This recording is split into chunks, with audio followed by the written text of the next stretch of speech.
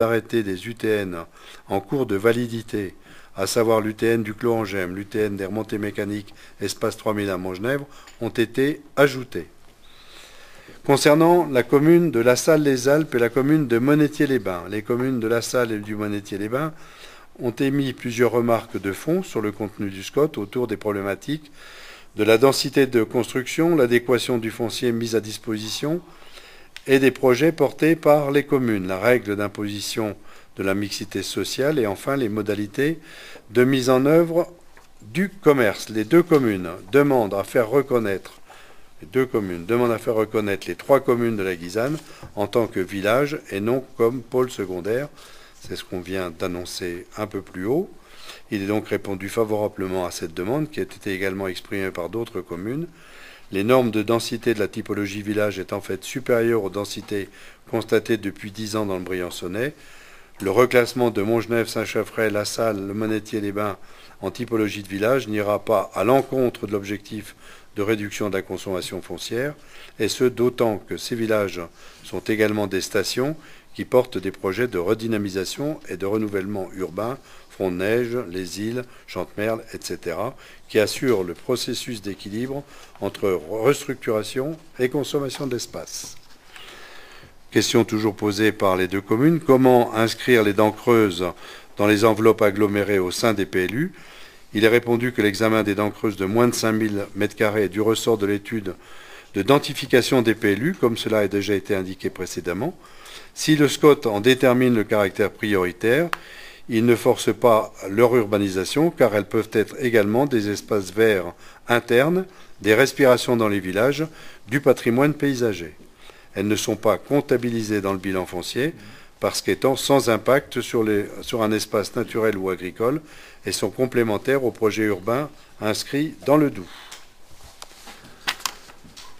Question toujours posée par les deux communes, le caractère complexe de la mixité sociale dans les documents d'urbanisme. Il est répondu que la mixité sociale dans le SCOT recouvre un large panel de types de logements sociaux et des familiaux, le taux de 35% de mixité sociale comme indicateur de compatibilité ne s'applique qu'aux projets urbains inscrits dans le Doubs et non à l'intégralité de chaque PLU, et qu'en aucun cas le SCOT n'a vocation à procéder à un comptage par commune, réponse qui a déjà été faite tout à l'heure, un peu plus haut, à Montgenèvre. L'insuffisance du chiffre de résidences secondaires, l'impossibilité de les interdire dans le PLU, c'est toujours un questionnement des deux communes. Il est répondu, comme pour l'avis de la commune de Montgenèvre, que ce chiffre de 500 résidences secondaires d'ici les 15 prochaines années est une indication et non plus un maximum.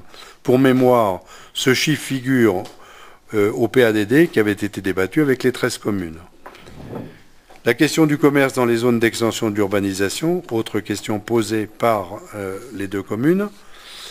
Il est répondu que l'urbanisme commercial n'a plus vocation à concurrencer les autres activités dans les zones économiques, et notamment les zones artisanales. Le commerce est promu à la fois dans les opérations de renouvellement urbain et dans les projets urbains à vocation d'habitat. Correction d'erreurs matérielles dans la définition des UTN sur la commune de Monetier. Il est répondu que le Doubs a bien été remanié pour mettre à jour les deux fiches UTN concernant le Monetier-les-Bains, à savoir l'opération RUT 5, donc renouvellement urbain 5, et relative à la réhabilitation du CCAS pour 400 lits en réhabilitation et 250 lits supplémentaires qui correspondent à une surface de plancher supplémentaire de 5000 m². L'opération HL3 relative à l'UTN du col du Lotaret a fait l'objet de deux évolutions afin d'augmenter la capacité de 30 à 50 emplacements de camping-car et d'assortir cette opération à une étude globale sur le réaménagement du col du Lotaret réalisée sous maîtrise d'ouvrage départementale en coordination avec les collectivités du territoire. Réponse aux avis émis par les associations agréées de protection de l'environnement. La SCPN et Arnica Montana. Ces deux associations ont produit un avis commun co-signé par plusieurs associations locales avec comme grand point critique le caractère surévalué de la consommation foncière du SCOT, l'artificialisation des espaces montagnards par l'extension des domaines skiables, L'absence de prise en compte des unités foncières inférieures à 5000 m² quand elles sont situées en enveloppe.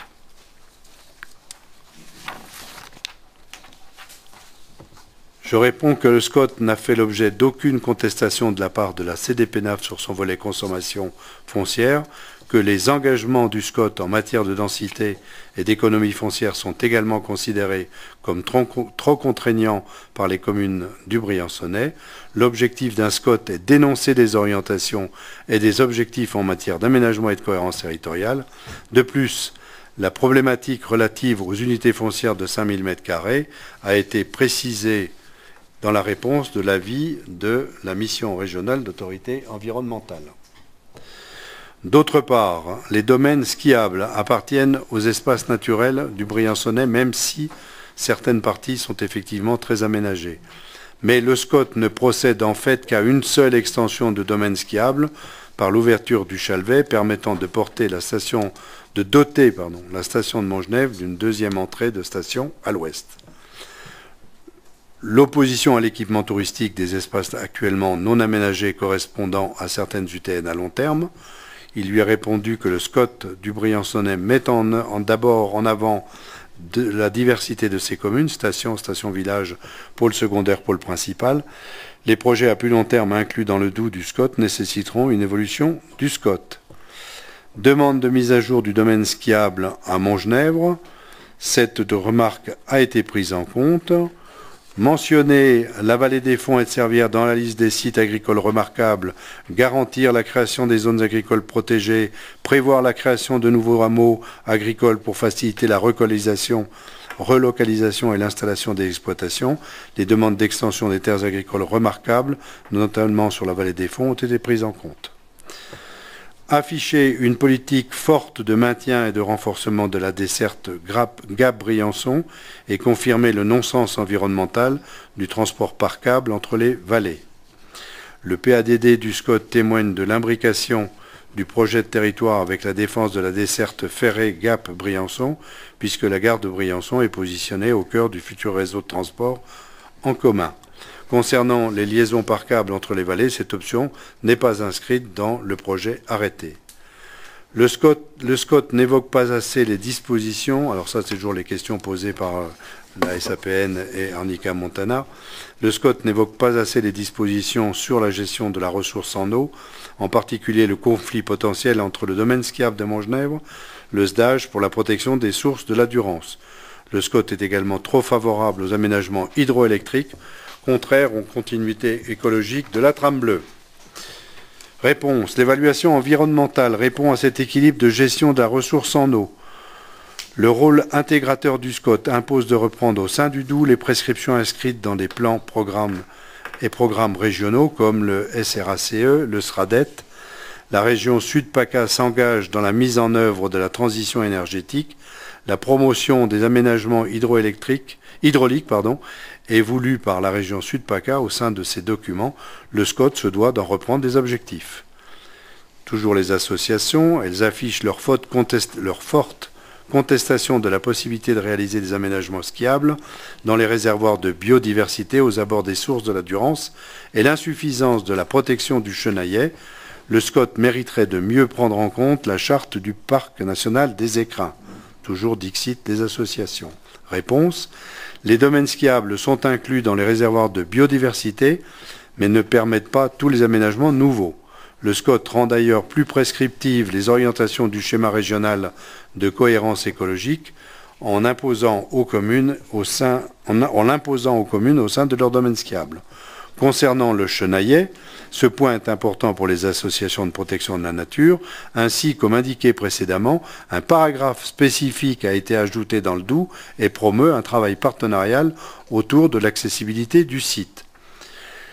Enfin, les deux associations souhaitent que la communauté de communes du Briançonnais engage une directive paysagère au titre de l'article L. 350-1 du Code de l'urbanisme, afin de devenir plus prescriptif que le Doubs, dont les outils de conservation sont trop limités. La proposition d'une directive paysagère, procédure rare, longue et contraignante, méritera d'être étudiée, même s'il est préférable que les communes engagent elles-mêmes, dans le cadre de leur PLU, les procédures ou les outils adéquats, comme la procédure dite de site patrimonial remarquable, ou bien un PLU avec une OAP thématique paysage. Question posée par l'association Guisane Ouverte. L'association trouve excessive la superficie de 65 hectares d'ouverture à l'urbanisation alors que les communes devraient mobiliser prioritairement les 40 hectares inférieurs à 5000 m². Ce point a déjà été précisé dans les réponses qui ont été faites. Il est rappelé que le projet du SCOT a reçu un avis favorable de la CDPENAF. L'association avance également que des propositions nouvelles en matière d'aménagement du territoire, comme les lésions câblées entre Briançon et Montgenèvre, le site de Pralon sur Puy-Saint-Pierre comme alternative à la Ravet 2000. L'association reconnaît la valeur raisonnable de 13 000 à 16 000 lits au regard des SCOT voisins, mais relève que l'impact sur le volume d'emplois à créer et le nombre de logements supplémentaires à produire est mal chiffré. Réponse: l'adéquation du projet de 16 000 lits d'ici 15 ans dans le Briançonnais est effectivement issue de la concertation avec les professionnels du tourisme et de la bonne compréhension de leurs attentes. Il reste que le Briançonnais est un territoire de haute montagne qui connaît des difficultés à conserver sa jeunesse et maintenir des familles. L'objectif de production de logements et d'emplois a notamment été jugé comme ambitieux par les acteurs du monde économique. C'est le cas de l'avis de la CCI et de l'UPE 05.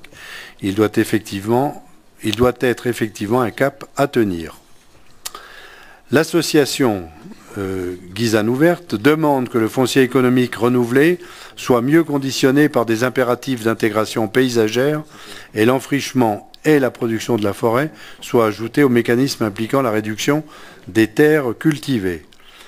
Le volet paysage du SCOT détaille assez précisément les conditions d'intégration paysagère des nouvelles zones économiques. Enfin, le SCOT mentionne déjà l'enfrichement comme un motif de fermeture des paysages et de perte de surface pâturée. Concernant les transports, Guisane Ouverte propose d'étendre les notions d'accessibilité ferroviaire en citant la gare de Modane TGV, d'évoquer l'intérêt d'un projet ferroviaire Briançon-Italie sous le Montgenèvre et de renforcer le développement des réseaux de transport en commun. Le lien ferroviaire avec l'Italie à partir de la gare de Briançon est à plusieurs reprises mis en avance dans le SCOT. Quant au grand projet d'infrastructure, il est rappelé l'obligation pour le SCOT de respecter la hiérarchie des normes et le percement du tunnel du Montgenèvre ne figure pas ni à court ni à moyen terme au schéma national des infrastructures terrestres conçu par l'État. Le renforcement du réseau de transport en commun, comme le développement des modes de déplacement doux, sont inscrits au SCOT. Enfin, Guisane Ouverte souhaite que le SCOT mette mieux en relief les potentialités exceptionnelles du patrimoine militaire. Les potentialités du patrimoine militaire du Briançonnais sont effectivement exceptionnelles, sont mises en avant comme telles dans le volet paysage du Doubs. Réponse à l'avis du commissaire enquêteur. L'enquête publique qui s'est déroulée entre novembre 2017 et janvier 2018 a connu une bonne participation avec 5 avis reçus sur le registre disponible au sein de la communauté de communes, 34 courriers adressés au commissaire enquêteur, 0 avis reçus sur le registre disponible en mairie de la Grave, 8 avis reçus sur le registre disponible en mairie de Monétier-les-Bains, 2 avis sur le registre de la Salle Les Alpes, 1 avis sur le registre de Saint-Chaffray, aucun avis sur le registre en mairie de Val-des-Prés, un avis sur le registre de Névache et un avis sur le registre de Montgenèvre. Les points essentiels mis en avant au cours de l'enquête publique sont la nécessité de réduire encore la consommation foncière du projet du SCOT, la protection accrue du massif du Chenaillet et des terres agricoles et les impacts du projet de golf dans la vallée de la Guisane. Le commissaire enquêteur a conclu son rapport par un avis favorable sans réserve. Sur le moyen terme, le projet du SCOT soumis à enquête publique par son panel d'orientation et sa gamme d'objectifs pourrait permettre dans certains espaces valléens de la communauté de communes du Briançonnais une mise en place plus harmonieuse du tissu humain. En conclusion, ayant développé une analyse approfondie de l'ensemble des composantes du projet, j'émets un avis favorable au projet de schéma de cohérence territoriale du Briançonnais selon les modalités définies dans le dossier d'enquête publique. Cet avis favorable, assorti d'aucune réserve, est cependant accompagné de préconisations prégnantes induites par mon analyse du dossier, définissant le projet de SCOT par les avis des personnes publiques associées et consultées, par les nombreuses observations du public et par mes études répétées, donc exhaustives, effectuées in situ. Préconisation 1. Une impérieuse nécessité de corriger certains chiffres discordants relatifs à la démographie, à la localisation, à certaines aires, à diverses suggestions émanant des gouvernances communales concernées, erreurs matérielles identifiées sur les différents documents. L'ensemble des données chiffrées a évolué à la suite des remarques des personnes publiques et des communes. Le dossier a été mis à jour. Préconisation 2. Les fiches présentant les caractéristiques des UTN de massif sont trop synthétiques. De telles opérations d'aménagement nécessitent une gamme d'analyses très explicite. Le mode de rédaction utilisé ne permet pas de définir d'une part tous les paramètres spécifiques à chaque opération projetée, d'autre part tous les potentiels impacts qui en découleraient, impact sur le secteur économique, emploi, dans le domaine environnemental et les lignes paysagères. Il est répondu que les fiches sont conformes aux attentes du comité de massif qui a fixé lui-même le contenu et le détail. Elles restent des principes de grande planification de la montagne sans avoir entré dans le champ de la faisabilité opérationnelle. Ces projets feront l'objet de procédures administratives spécifiques incluant l'ensemble des principes portés par la DREAL, à savoir la démarche éviter, réduire, compenser, ERC, et l'examen au cas par cas. En revanche, l'évaluation environnementale, tome 3, est renforcée, notamment en s'appuyant sur la fameuse démarche éviter, réduire, compenser. Troisième préconisation, la démonstration de la modération de la consommation d'espace mérite d'être consolidée en indiquant explicitement les surfaces des entités foncières de moins de 5000 m², car dans ces territoires de montagne, le foncier constructible est rare. Bien desservi, équipé, il représente un vrai enjeu. Il s'avère donc indispensable de renforcer les orientations et les objectifs du SCOT en encadrant de façon draconienne les ouvertures à l'urbanisation et en maîtrisant l'urbanisation diffuse. Une étude de densification et de mutation des espaces bâtis fondée sur des données objectives doit être effectuée. Il est répondu que le SCOT doit rester à la bonne échelle sans tenter de devenir un PLUI. Le résiduel mobilisable est de l'ordre de 34 hectares, une estimation brute qui ne prend pas en compte les conditions paysagères, les potentialités écologiques, les conditions financières et techniques de viabilisation. La demande d'amélioration de la réduction de la consommation foncière a été faite dans le cadre d'un focus inscrit au DOU et d'une démarche itérative de recherche de foncier, en évitant toujours de bloquer les potentialités de développement des communes. Préconisation numéro 4. La préconisation 3 impose au rédacteur du projet de SCOT avant approbation par le Conseil communautaire une analyse très précise de la consommation d'espace sur la dernière décennie afin de servir de référence pertinente au projet précité. Ce bilan décennal sera la somme exacte des chiffrages annuels rigoureux établis méticuleusement pour chacune des 13 communes. Le tome 1 du SCOT a été mise à jour en conséquence. La consommation foncière établie par le SCOT est très précise car issue de la photo-interprétation. Elle est désormais numérisée au format SIG et permettra à la communauté de communes de poursuivre ses observations. Préconisation 5. Orienter les démarches de développement urbain davantage vers la recherche de densification en valorisant l'utilisation des logements vacants principalement au cœur des centres anciens, en réhabilitant simultanément certains espaces publics qui contribuent à la qualité du cadre de vie et favorisent les liens sociaux. Cette action figure déjà dans le SCOT, tant au niveau du PADD que du document d'orientation et d'objectifs, avec 35 hectares de renouvellement urbain à mobiliser d'ici 15 ans pour un territoire de moins de 25 000 habitants, soit un effort considérable. La réhabilitation du parc de résidences secondaires est également bien inscrite au cœur du Doubs. Préconisation 6. Renforcer concrètement la protection des terres agricoles en cartographiant explicitement les espaces à sauvegarder où doit perdurer une vraie mixité, dans la mesure où les activités de pleine nature ont une importance déterminante pour l'attractivité du territoire couvert par le projet de SCOT. Il y a donc une impérieuse nécessité de délimiter les zonages spécifiques réservés à l'installation d'agriculteurs en fond de vallée afin de contenir le déclin des activités agricoles qui affecte durablement l'ensemble du Briançonnais depuis 6 ou 7 décennies. Les terres agricoles ont été reprises conformément à la demande de la CDPENAF avec une distinction plus claire entre espaces agricoles remarquables, relevant du patrimoine montagnard, et les espaces agricoles plus classiques. Préconisation numéro 7. Le lien entre mobilité, emploi et programme de logement étant un axe transversal majeur, l'enjeu inhérent au transport doit être partiellement repensé, surtout pour désengorger les périodes de pointe saisonnière. Une articulation réaliste doit être proposée entre le développement d'urbanisation, 2100 logements nouveaux à l'horizon 2030, et l'instauration de réseaux de transport collectif. La concertation avec la région Sud-PACA, collectivité organisatrice des transports interurbains, reste primordiale pour coordonner certaines liaisons.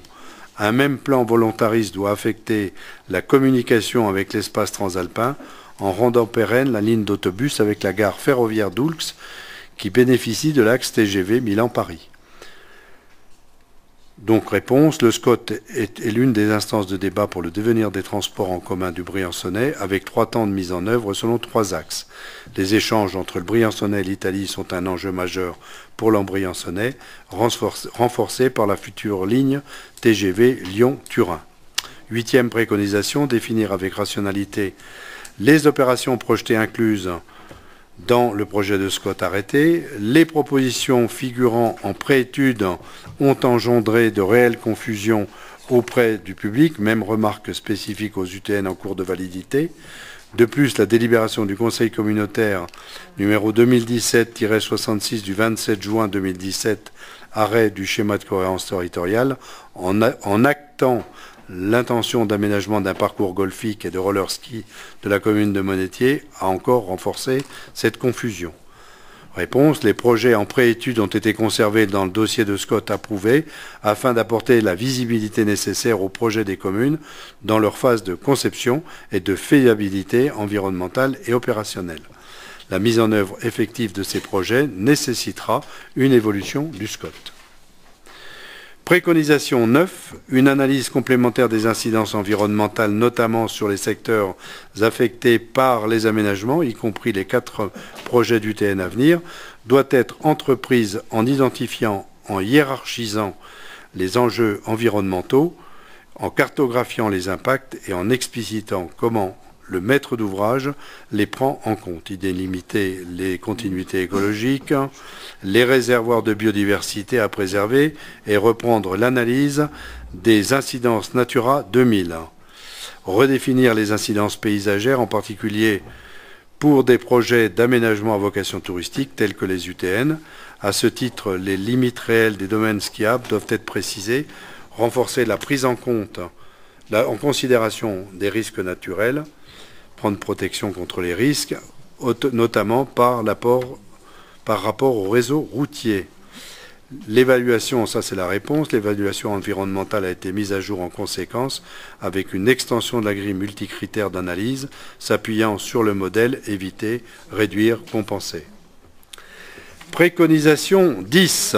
Promouvoir des parcours culturels sur les sites patrimoniaux naturels ou bâtis, mettre en œuvre des mesures concrètes pour préserver le massif du Chenaillet.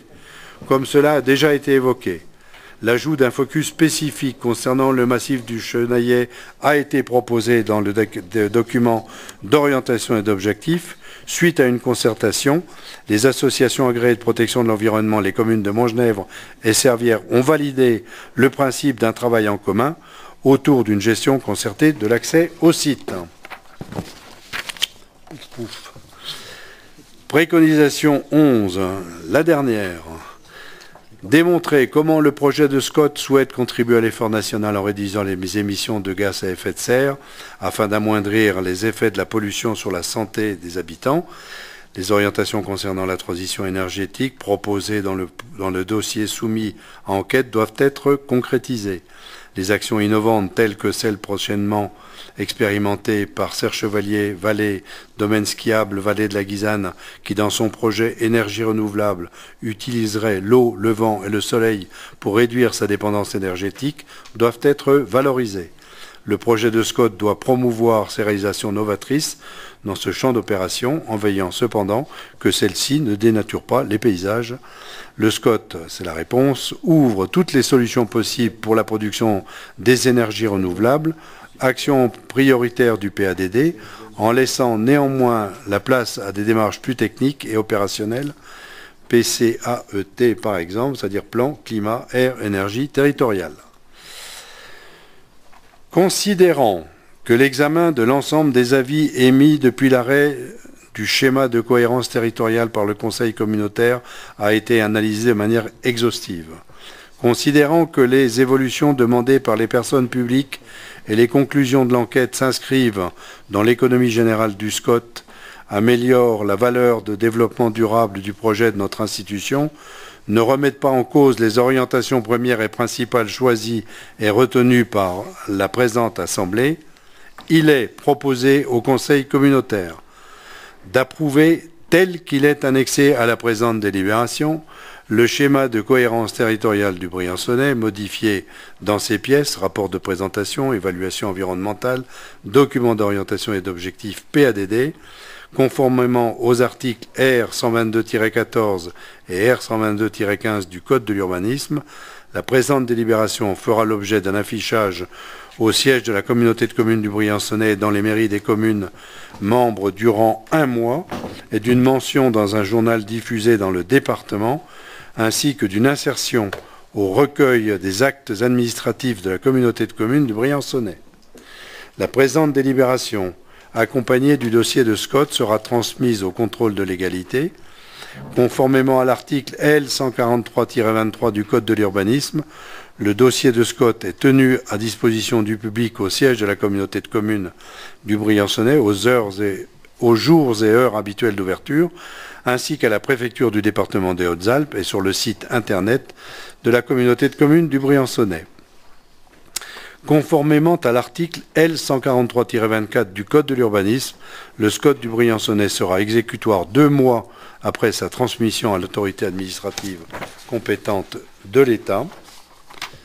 Conformément à l'article L 143-27 du Code de l'urbanisme, le SCOT du Briançonnais exécutoire sera transmis aux personnes publiques associées, aux établissements publics de coopération intercommunale compétents en matière de plan local d'urbanisme et aux communes comprises dans son périmètre.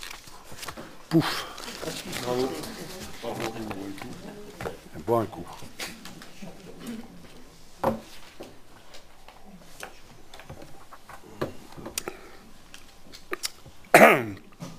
Bien.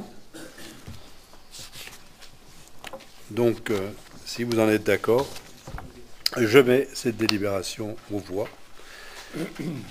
Quels sont ceux qui sont d'accord pour adopter le SCOT tel qu'il vous a été présenté?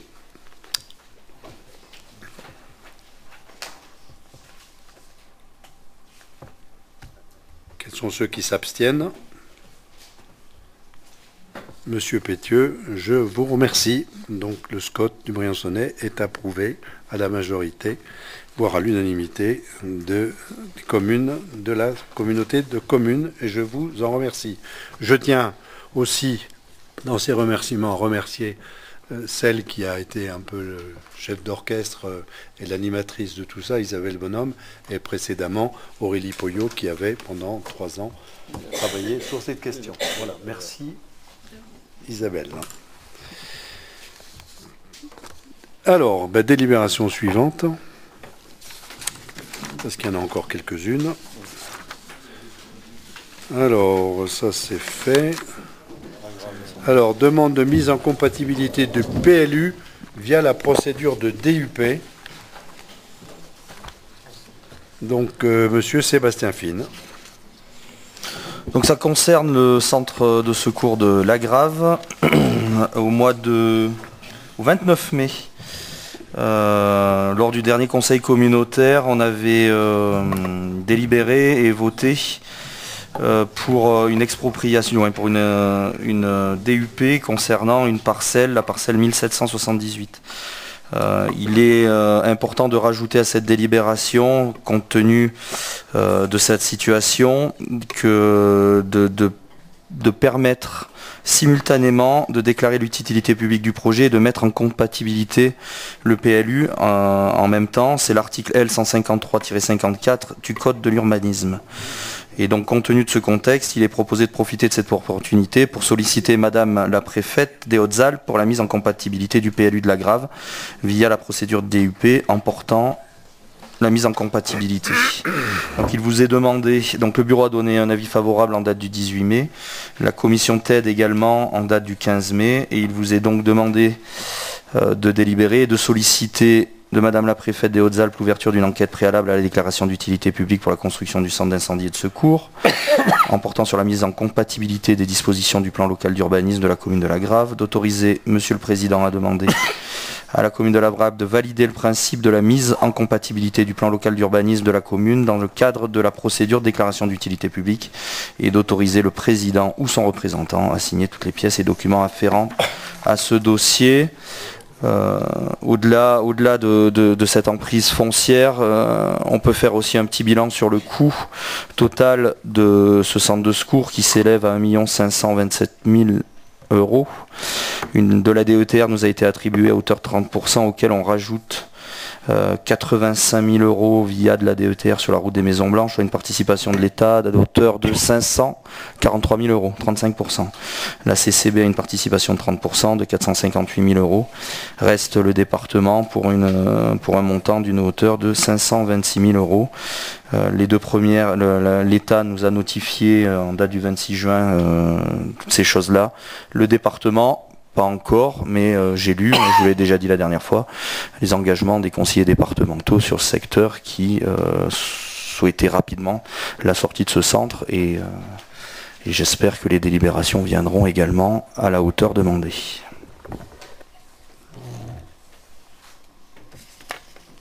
Donc en principe, maintenant, on est sur de bonne voie. Financièrement, on est couvert et on est en correspondance avec ce qu'on souhaitait. Donc vous remerciez l'État qui a quand même accédé à nos demandes sur d'autres secteurs, mais l'essentiel, c'est qu'on a l'argent. Et savoir aussi, il semblerait que les exigences des pompiers soient plus tout à fait les mêmes et que donc, en termes de terrain, on soit plus tenu de la même manière suite aux exigences de l'architecte des bâtiments de France. Donc je pense que c'est une affaire qui est bien engagée. Je pense que le dossier est prêt. Il faudra maintenant déposer, bientôt signer le permis de construire, monsieur le maire. Et à partir de là, espérons qu'on pourra rapidement démarrer cette opération qu'on attend quand même depuis longtemps. 10 ans, c'est un beau mûrissement. Voilà, sur cette délibération, est-ce que vous avez des interventions, des questions? Non? S'il n'y en a pas, je mets donc la délibération en voie. Quels sont ceux qui sont contre?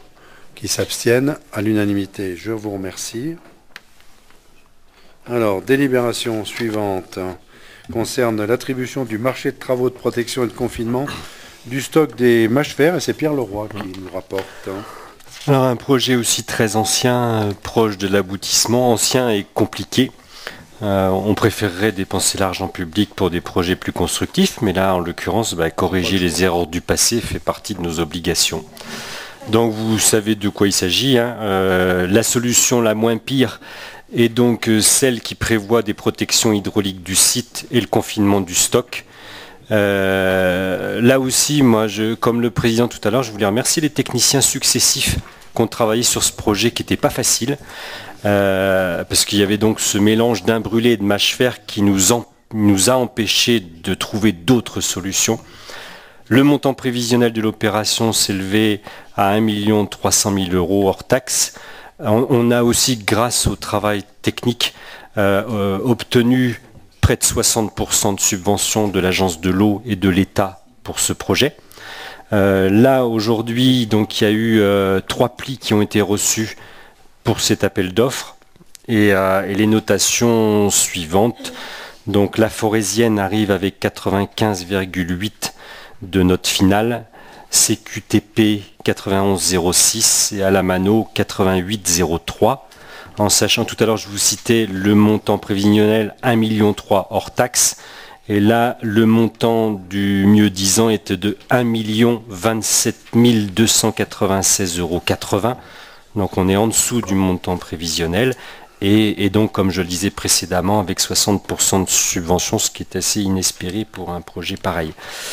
Voilà, donc là, il vous est demandé et vous êtes appelé à vous positionner sur l'attribution du marché à l'entreprise forésienne Agence Alpes-Savoie, qui est à Montmélian, pour un montant de 1 27 296,80 € hors taxe, soit 1 232 756,16 € TTC, d'autoriser le président ou son représentant à signer le marché avec cette entreprise et de donner pouvoir au président ou son représentant pour signer tous les documents relatifs à ce marché.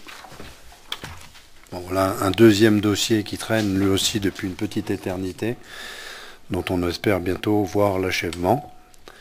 Les travaux devraient démarrer ? Normalement là, parce que ça doit être fait, c'est surtout en période d'étiage. Donc il faut intervenir là, parce qu'il faut que ça démarre là à l'automne, là. Très vite, en septembre-octobre, c'est ça. C'est ça, oui. Septembre, ça démarre. Parfait. Parfait. Eh bien donc je mets cette délibération aux voix, à moins qu'il y ait des questions, des interrogations, il n'y en a pas. Donc y a-t-il des votes contre, des abstentions? Il n'y en a pas, je vous remercie. Délibération suivante. Alors là, il s'agit du marché de travaux de sécurisation de Maison Blanche. Voilà, une autre attribution de marché. Donc, des travaux de sécurisation qui sont prévus depuis pas mal de temps sur la route des Maisons Blanches, du rond-point du Chaberton au passage sous la voie ferrée. Donc, ça comprend l'enfouissement des réseaux secs, la mise en place d'un nouvel éclairage public, l'amélioration du réseau d'eau pluviale, la réalisation de trottoirs et d'une bande cyclable dans le sens montant et la réfection de la voirie. Donc la région met 100 000 €, l'État par la DETR 86 000 €. On est sur une estimation du maître d'œuvre de 500 000 hors taxe. Donc la date limite des réceptions des offres était fixée au 12 juin 2018. Le marché comprend deux lots. Le lot 1, voirie réseau humide, le lot 2, réseau sec. Donc les critères de pondération prévus dans le cadre de la consultation, 60% pour la valeur technique. Donc les contraintes de chantier, la méthodologie d'exécution et détails sur le déroulement des travaux, matériel, matériaux et fournitures affectées. C'est approprié au chantier et référence de l'entreprise, et 40% pour le prix. Donc 4 plis ont été reçus, et donc la routière, pour le lot 1, la routière qui a une note de 91,34 sur 100, et le groupement Colas Alamano qui ont une note de 92,80, toujours sur 100. Et pour le lot 2, donc 2 plis, Sudati avec une note de 69,10, toujours sur 100, et Ineo avec une note de 67,19. Donc il est proposé d'attribuer le lot numéro 1 au groupement Colas Alamano, qui a la meilleure note, et le lot numéro 2 à l'entreprise Sudati. Voilà, donc en plus de ces attributions, si vous en êtes d'accord, une convention financière doit également être signée avec EDSB pour l'enfouissement du réseau basse tension, pour un montant de 11 744,73 € hors taxe, puisque cette entreprise, en tant que gestionnaire du réseau électrique, est seule habilitée à réaliser ces travaux. Les travaux pourront débuter la dernière semaine d'août. Donc le conseil communautaire est appelé à attribuer le lot 1 au groupement Colas Alamano, le lot 2 à Sudati Briançon, et d'autoriser le président ou son représentant à signer les marchés, autoriser le président à signer la convention financière avec EDSB et de donner pouvoir au président pour signer tous les documents relatifs à ces marchés. Travaux qui en principe démarreront fin août. Pas de questions? Je mets aux voix. Est-il des votes contre? Des abstentions? Il n'y en a pas. Merci. Alors, approbation de la convention de mise en œuvre du schéma départemental d'amélioration de l'accessibilité des services publics. Alors, c'est une délibération qui a été présentée au conseil départemental il y a quelques jours. C'est dans le cadre de la loi NOTRe, il s'agit effectivement de mettre en place un schéma départemental d'amélioration d'accessibilité. Sur cette question, aujourd'hui, nous avons plusieurs points sur lesquels nous sommes d'accord, et tout particulièrement une MSAP, c'est-à-dire une maison de service au public, à installer, et aujourd'hui nous sommes en négociation avec la maison de la justice et du droit pour pouvoir y installer éventuellement cette MSAP à l'intérieur, sachant qu'effectivement cette maison de la justice et du droit ne sert que quelques heures par semaine et que donc il nous semblerait intéressant effectivement de valoriser cet espace qui est un bel espace.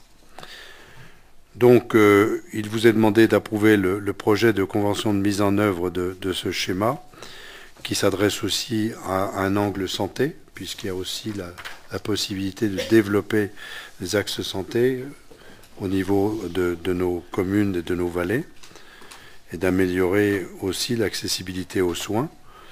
Alors on n'est pas touché comme d'autres, hein, puisque pour l'instant on a un service d'urgence qui fonctionne bien, et vous avez pu peut-être voir ou entendre, mais je ne sais pas si les journaux l'ont retranscrit ici, la venue d'un IRM à l'hôpital de Briançon, qui va quand même permettre de faire d'investigations intéressantes dans des domaines aussi délicats que les AVC, où on avait jusqu'à présent, ici, localement, pas la possibilité de pouvoir effectivement faire un diagnostic précis. Et donc un pronostic, parce que le diagnostic c'est une chose, le pronostic en est une autre. Voilà.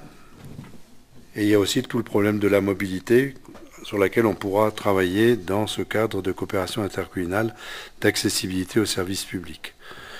Alors, ce schéma départemental, il est intéressant sur le papier. Après, il faudra voir quels sont les moyens qui nous seront mis à disposition pour pouvoir réaliser, parce qu'effectivement, on part sur des éléments qui, dans un premier temps, sont intéressants sur le papier. Après, il faudra le traduire, effectivement, dans la réalité. Par exemple, on a eu ce débat l'autre jour au conseil départemental. On a effectivement la volonté d'avoir un service qui pour répondre à l'urgence dans un quart d'heure ou une demi-heure après l'incident, et en même temps on supprime les urgences à Embrun, en sachant que en été la problématique du bord du lac, c'est quelque chose de très important, et que donc il y aura forcément des urgences, et que donc les gens seront obligés ou de se transporter sur Gap ou de se transporter sur Briançon. On ne peut pas dire que ce soit la solution de facilité, surtout qu'on connaît la problématique de l'ouverture de la route dans ces périodes-là. Donc, si vous voulez, quelque part, il y a des contradictions, parce que d'un côté, il y a le projet régional de santé qui dit on supprime un certain nombre de choses, donc les urgences de nuit à Embrun, et puis de l'autre côté, on dit accessibilité, et donc ce paradoxe et cette ambiguïté, il faudra les faire sauter, parce qu'à un moment, ça ne c'est pas supportable. Voilà. Ceci étant, dans un premier temps, écoutez, on va partir du principe qu'il y a un bon état d'esprit, et puis on verra à l'usage comment les choses se passent. Donc je vous propose donc d'approuver cette convention de mise en œuvre de ce schéma départemental d'amélioration et d'accessibilité. Nous avons eu plusieurs réunions ici, à laquelle un certain nombre d'entre vous ont participé, où on a reçu des réponses quelquefois qui étaient un peu mitigées et qui vont dans le sens effectivement de ce que je disais tout à l'heure, à savoir d'une part les financements et d'autre part certaines contradictions entre les projets et leur réalisation. Est-ce qu'il y a des questions ou des interrogations? Il n'y en a pas. Donc je mets la délibération aux voix. Y a-t-il des votes contre? Des abstentions? Il n'y en a pas. Thierry Bouchier va nous parler du SMIAGD. Et donc, comme vous le savez, la communauté de communes est compétente de par ses statuts au soutien de l'agriculture et dans ce cadre, donc est adhérente du SMIAG. Donc la fusion des communautés de communes du DIS3 et du TERA a entraîné une modification obligatoire des statuts. Et donc on en a profité pour évoquer certains points qui nous semblaient importants. Déjà, le premier point concernait la composition du conseil syndical. Donc au départ, le TERA et le DIS3 voulaient conserver le même nombre de représentants. Bon, ça ne paraissait pas très logique. Donc on a introduit une nouvelle une modification qui permettrait de rajouter aux 2 représentants par communauté de communes 2 suppléants. Ce qui permettra au TERA et DIS3 de toujours avoir leurs 4 représentants. Donc ça n'a pas posé de gros problèmes. Par contre, on en a profité pour évoquer la modification de l'article 14 des statuts qui concerne la clé de répartition. Donc jusqu'à présent, la communauté de communes du Briançonnais participait, les communautés de communes participaient à 50% sur une part fixe et 50% sur une part variable. Cette part variable était déterminée en fonction des UGB, donc unité gros bétail, qui remonte à 2010. Donc c'est le dernier recensement qui a été fait. Et donc cette base de calcul était très défavorable, notamment aux Savinois embrunés, puisque dans la nouvelle communauté de communes, ça englobe les communes de Chorges, par exemple, qui sont les plus grosses communes agricoles du département. Donc en termes d'UGB, ils avaient un nombre d'UGB très très important, avec un faible taux d'abattage à l'abattoir de Liestre, puisque naturellement, ils faisaient abattre sur Gap. Donc au niveau du Briançonnais, il y a peu d'incidence, ça nous est plutôt favorable, mais dans de très faibles proportions. Par contre, la communauté de communes qui est le plus pénalisée, c'est le pays des Écrins, et bien sûr qui a été contre cette disposition en optant, en mettant en avant une clé de répartition basée sur la population DGF. Donc ce qui... Donc, plus il y a d'habitants, plus on paye cher l'abattoir. Et ce qui, pour la communauté de communes du Briançonnais, aurait représenté une participation à hauteur de 42% sur les frais de fonctionnement de l'abattoir de Liestre. Donc la seule communauté de communes, bien sûr, qui a été favorable à cette proposition, c'est les Écrins. Donc les 3 autres communautés de communes ont été favorables à cette nouvelle répartition, donc basée sur 2 tiers sur le tonnage abattu et 1 tiers sur les UGB. Voilà en gros. Par contre, il faudra désigner 2 membres suppléants pour siéger au SMIAG. Donc avec Sébastien, nous sommes tous les 2 titulaires. Nous avons passé de bonnes soirées à Liestre quelquefois dans des discussions fort intéressantes avec nos collègues. Donc on continuera à être présent n'importe comment. Non, on les fera partager, quoi. Mais on partagera équitablement. Alors, y a-t-il des candidates ou des candidats pour ces postes de suppléance? Monsieur Viojas et Monsieur Jean-Louis Chevalier. Y en a-t-il d'autres? Est-ce que vous acceptez qu'on fasse un vote à main levée? Pas de problème. Réfléchissez, parce qu'on a tout préparé au cas où.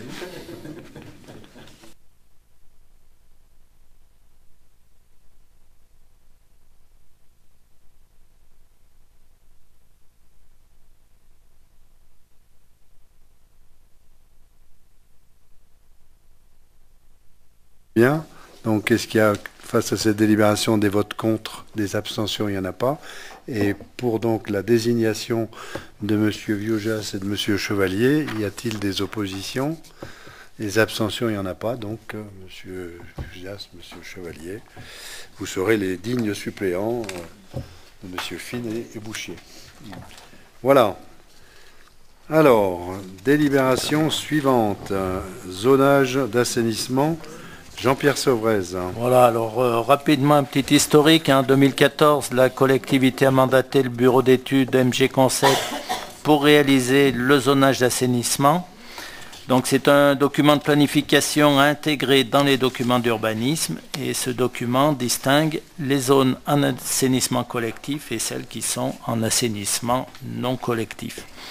En début de l'année 2017, le projet de zonage a été transmis et expliqué aux communes afin qu'elles puissent exprimer leurs observations. Et donc ce qui a été fait en plusieurs fois. Et en mars 2018, les dernières remarques et observations formulées par les communes ont été intégrées. Vous avez dans la note de synthèse un tableau qui reprend chaque commune, donc je ne vais pas le détailler ici. L'objectif, c'est de pouvoir lancer l'enquête publique après l'adoption du projet de zonage afin de l'approuver avant la fin de l'année 2018. Donc la commission TEDD du 15 mai a mis un avis favorable. Le bureau des vice-présidents du 11 juin a émis un avis favorable. Donc l'avis du conseil communautaire est sollicité pour valider l'ensemble des documents annexés qui constituent le projet de zonage d'assainissement de la CCB, d'autoriser le président et son représentant à soumettre le zonage d'assainissement à l'enquête publique qui est prévue à l'article 3 du décret numéro 94.469 et d'autoriser le président à accomplir et signer toutes les formalités administratives nécessaires à la réalisation de l'enquête précitée. Question ? Il n'y en a pas. Je mets la délibération en voix. Quels sont ceux qui sont contre? Ils s'abstiennent. Merci à l'unanimité. Jean-Louis Chevalier va nous parler de... Ah pardon, Sébastien. Excuse-moi. Gros dossier. Il y a la fourrière. Un très très gros dossier. Donc concernant la fourrière animale, au titre de la compétence fourrière animale, la communauté de communes souhaite améliorer le lieu d'hébergement des chiens capturés. Pour mémoire, il y a beaucoup eu de tergiversations sur ce dossier-là. À l'heure actuelle, les chiens sont remis quand ils sont capturés dans des box au niveau de la déchetterie de la Clarée, je crois, et puis compte tenu du manque de structure, la capture n'a pas lieu. Je vous rappelle que la compétence pour la communauté de communes est l'hébergement, que nous avons eu des courriers de la part de l'État. Je vous rappelle également que en 2013, cette structure devait être réalisée sur la commune de La Salle-les-Alpes pour un coût de 100 000 €. 4 box, ça avait été voté et au lendemain des élections, on avait un peu retravaillé ce projet qui nous semblait quand même assez faramineux en termes de coûts. Et les services ont travaillé fort et une proposition est ressortie au niveau de la déchetterie de Clos Jouffret dans le local, à proximité du local de la fourrière automobile. Les crédits nécessaires pour cette opération ont un coût prévisionnel de 25 000 € TTC, donc vous voyez grandement diminué. Et cela consiste en la création de 4 box. La commission TEDD a donné un avis favorable, le bureau des vice-présidents également le 15 mai, et nous reviendrons vers vous sûrement d'ici la fin de l'année pour discuter et débattre d'une gestion globale de cette fourrière qui ira de la capture jusqu'à la remise des animaux.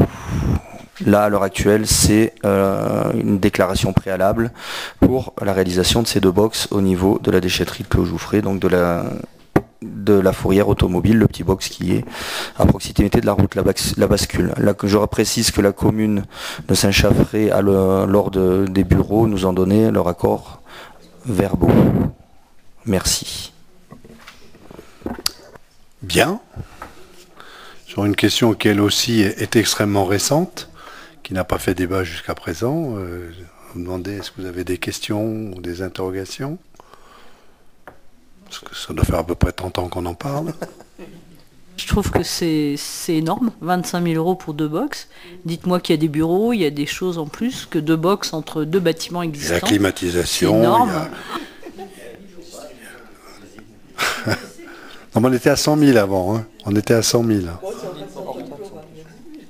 Non, mais on peut attendre encore un peu. Hein. Je veux dire, on n'est pas... ça coûte plus cher que ça, des box. Dans des installations classées. Oui, bien sûr. Ça coûte, c'est le prix d'un box pièce. Bien. Donc, à partir de cette remarque de Mme Marchello, je mets la délibération aux voix. Quels sont ceux qui sont contre, qui s'abstiennent? Mme Forgeau, Mme Marchello, c'est bien. Donc, à l'unanimité, c'est la solidarité féminine par rapport aux chiens, c'est bien. Mais c'est vrai que c'est cher. Ah oui, non, bah alors là c'est même pas la peine d'en parler. Hein. Mais voilà. Si vous avez des solutions... Non, mais s'il y a des solutions alternatives... Dans les crèches. Le problème, il est là. Le social, c'est le deuxième budget de la collectivité, hein, 3 300 000 euros. Bien. Donc, délibération suivante. Cette fois-ci, c'est bon. La Maison de la Justice et du Droit. Voilà. Convention avec le PETR, Monsieur Jean-Louis Chevalier. Merci. Donc vous connaissez tous la Maison de la Justice et du Droit que vous avez certainement visitée un jour. Donc cette maison est gérée, le fonctionnement de cette maison est géré par le PETR qui se charge de la répartition auprès des différentes communautés de communes concernées. Donc actuellement il y en a 3, la communauté de communes du Briançonnais, la communauté de communes du Guillès 3 Queyras et celle du Pays des Écrins. Donc la répartition est de 54% pour la CCB, de 26% par la communauté de communes du Guillès 3 Queyras et de 20% pour le Pays des Écrins. C'est des UGB. Des UGB, oui, voilà.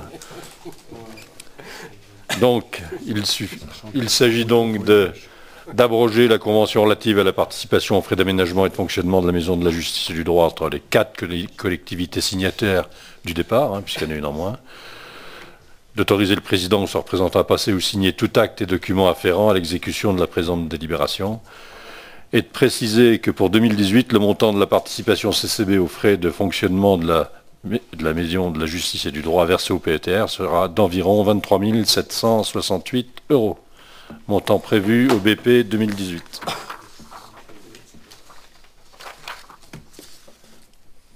Bien. Pas de remarques, pas de questions. Je mets la délibération aux voix. Y a-t-il des votes contre, des abstentions? Il n'y en a pas, je vous remercie. Délibération suivante.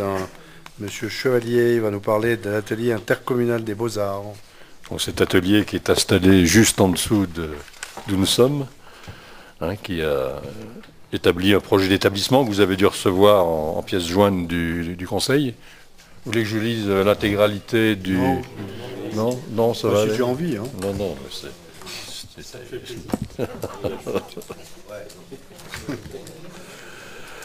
Il y a un match ce soir.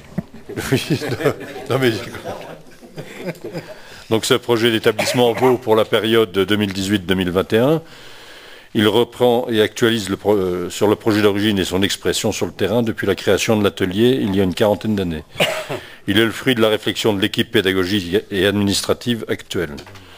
Le projet précise les missions de cet établissement d'enseignement artistique, des pratiques amateurs dans le domaine des arts visuels. Il est un service de proximité qui propose un enseignement artistique à des enfants, des adolescents et des adultes. Il est un lieu d'éveil, d'initiation et d'enseignement avec une diversité de propositions pédagogiques et de disciplines. Il se situe dans le paysage artistique et incite les élèves à suivre l'actualité artistique, notamment transfrontalière, et la création contemporaine.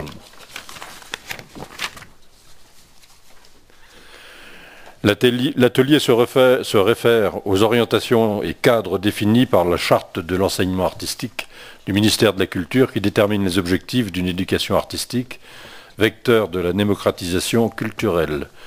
Les pôles d'intervention, donc pratiques amateurs pour adultes, enfants, lycéens, enfants de l'Institut médico-éducatif Le Jouglaré, laboratoire pédagogique et outils éducatifs, lieu de culture.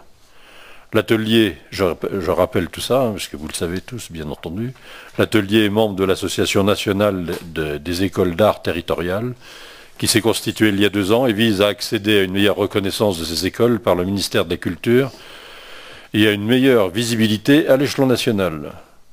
L'élaboration d'un projet d'établissement s'inscrit dans cette dynamique. La commission Culture et Patrimoine du 5 avril 2018 a émis un avis favorable. Le bureau du 11 juin 2018 a émis un avis favorable. Oui, je précise